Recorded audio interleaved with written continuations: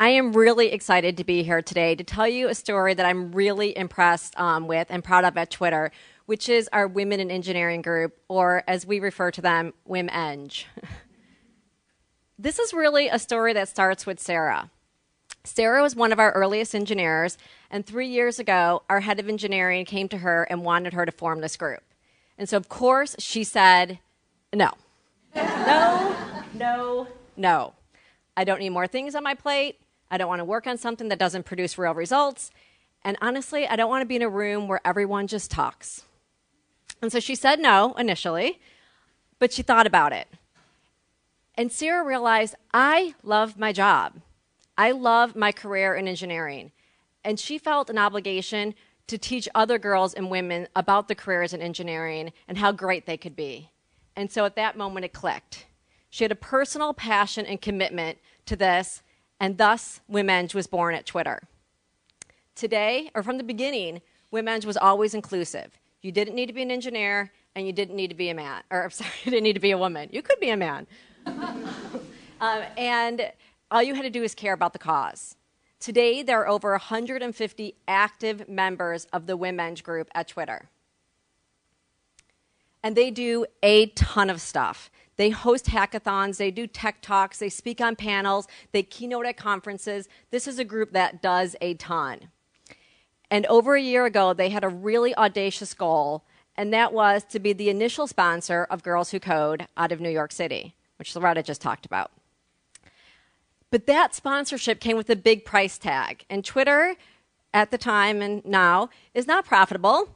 And so, but nonetheless, they went to the CEO and they asked for the money. And his response turned out to be brilliant.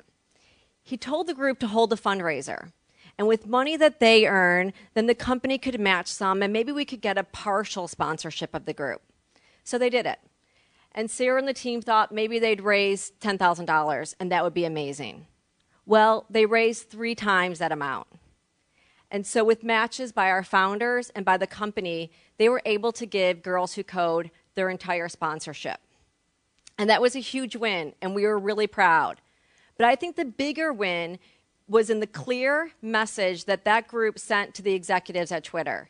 And that was, this group is working. It fits with the culture.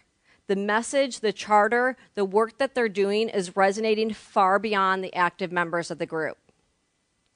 And so, as other groups at Twitter try to replicate the success of the WomEng group, I think they need to ask themselves 3 questions. The first one, what are you going to do?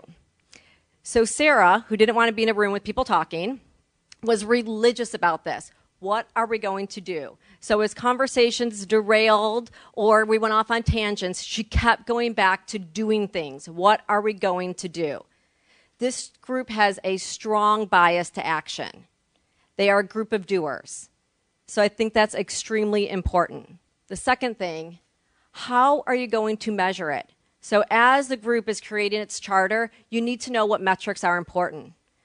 Be clear about them. Measure where you are now and where you want to be. It's the only way to track your progress. And then thirdly, does it fit your culture? I think this is extremely important if the group is going to be long-term and sustainable at your company.